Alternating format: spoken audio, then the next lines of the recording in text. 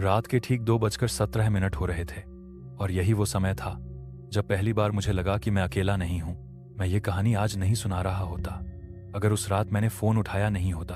थोड़ा रुकाओ, मैं कोई लेखक नहीं हूं, ना ही कोई पैरानॉर्मल इन्वेस्टिगेटर। मैं बस एक आम आदमी हूं जो दिल्ली से लगभग 40 किलोमीटर दूर एक छोटे से कस्बे में रहता था। नाम अभी रहने दो, क्योंकि इस कहानी में नामों से ज्यादा अहमियत आवाजों की है। उस दिन बारिश हुई थी, अजीब सी चिपचिपी बारिश। पूरा कस्बा जल्दी सो गया था। स्ट्रीट लाइट्स आधी बंद थीं और बाकी आधी टिमटिमा रही थी। मैं अपने कमरे में था, छोटा सा कमरा, एक खिड़की, एक पंखा और एक पुराना सा मोबाइल फोन। पंखा घूम रहा था लेकिन हवा नहीं दे रहा था और तभी ट्र फोन वाइब्रेट हुआ। मैंने घड़ी देखी, 2:17 AM। इस समय कौन फोन करता है? स्क्रीन पर कोई नाम नहीं था, बस लिखा था अननोन नंबर। मैंने फोन नहीं उठाया। फोन चुप हो गया। फिर से वही नंबर। अब मुझे गुस्सा आया, नींद टूट चुकी थी। मैंने कॉल उठाई। हेलो। मेरी आवाज थोड़ी भारी थी।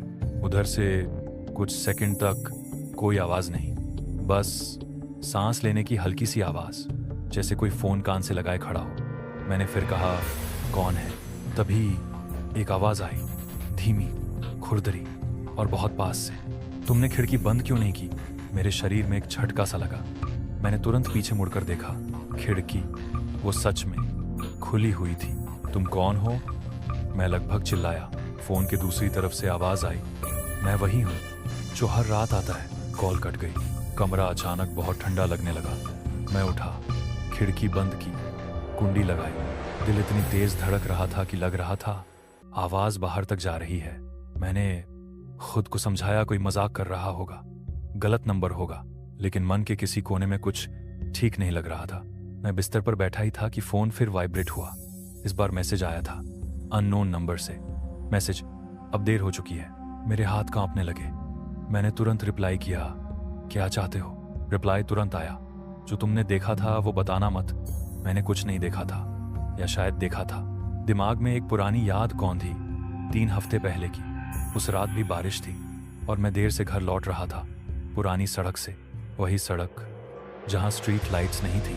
मैंने किसी को देखा था, या यूं कहूं किसी चीज को, सड़क के किनारे खड़ा हुआ, चेहरा नीचे की तरफ, पूरी तरह भीगा हुआ। मैंने गाड़ी तेज कर ली थी, पीछे मुड़कर नहीं देखा। फोन फिर वाइब्रेट हुआ। तुमने देखा था? मैं अब पसीने में भीग चुका था। मैंने कॉल लगाया उस नंबर पर, स्विच्ड ऑफ। अचानक खट खट मेरी खिड़की पर। मैं जम गया। खिड़की तो बंद थी। फिर आवाज, फिर से खट खट खट, धीरे, नाखूनों जैसी आवाज। फोन में एक आखिरी मैसेज आया, खिड़की मत खोलना, वो मेरी नहीं है। मेरी सांसें रुक सी गईं। मैं पीछे हट गया। कमरे की लाइट अपने आप फ्लिकर करने लगी। पंखा रुक गया और तभी मेरे दरवाजे के बाहर किसी के खड़े होने की आवाज आई। कदमों की, नंगे पैरों की, गीले, और एक फुसफुसाहट, दरवाजा खोलो। यहीं से मेरी जिंदगी की सबसे डरावनी कहानी शुरू हुई। दरवाजे के बाहर वो आवाज दोबारा नहीं आई, लेकिन उसका मतलब ये नहीं था कि वो चला गया था। कभी कभी सबसे डरावनी चीज खामोशी होती है। मैं पूरी रात लाइट जलाए बैठा रहा। ना नींद आई, ना हिम्मत हुई दरवाजा खोलने की। सुबह 5 बजे अजान की आवाज आई और पहली बार मुझे लगा मैं बच गया, लेकिन असल डर अभी शुरू होना था। सुबह 9 बजे मैं थाने पहुंचा। फोन कॉल्स, मैसेजेस, सब कुछ दिखाया। ड्यूटी पर बैठे इंस्पेक्टर ने एक अजीब सी नजर से मुझे देखा और पूछा, आप किस सड़क से आते हो रात को? मैंने नाम बताया। उसका चेहरा एकदम बदल गया। 3 हफ्ते पहले उसी सड़क पर एक एक्सीडेंट हुआ था। मेरे हाथ ठंडे पड़ गए। एक आदमी बारिश में रात करीब 2 बजे सड़क के किनारे खड़ा था, चेहरा नीचे। एक ट्रक ने उसे देखा नहीं, मौके पर ही मौत। मैंने धीरे से पूछा, उसका फोन? इंस्पेक्टर ने फाइल खोली। फोन मिला था, टूटा हुआ, लेकिन उसने मेरी तरफ देखा। उस फोन से अब तक 4 लोगों को कॉल जा चुकी है। 4, मैं 5वां था।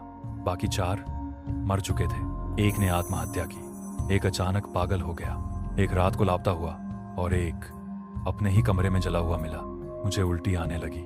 इंस्पेक्टर बोला, सबने मरने से पहले एक ही बात कही थी, वो हर रात आता है।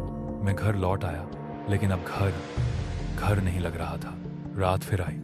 मैंने तय किया अगर आज कुछ हुआ तो मैं भागूंगा नहीं, मैं रिकॉर्ड करूंगा। 2:17 फोन वाइब्रेट हुआ। इस बार अननोन नंबर नहीं, इस बार मेरे ही नंबर से कॉल थी।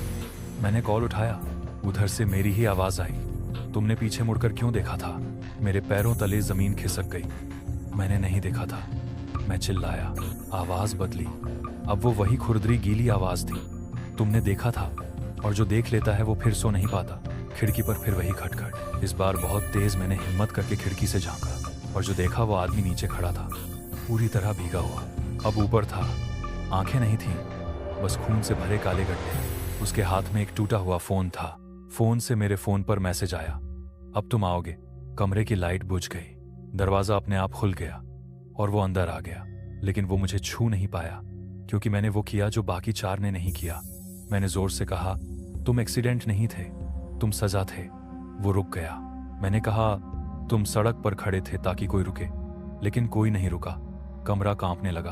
अब तुम उन्हीं के पास जाते हो जो अकेले होते हैं, जो रात में गाड़ी तेज चलाते हैं। वो पीछे हटने लगा।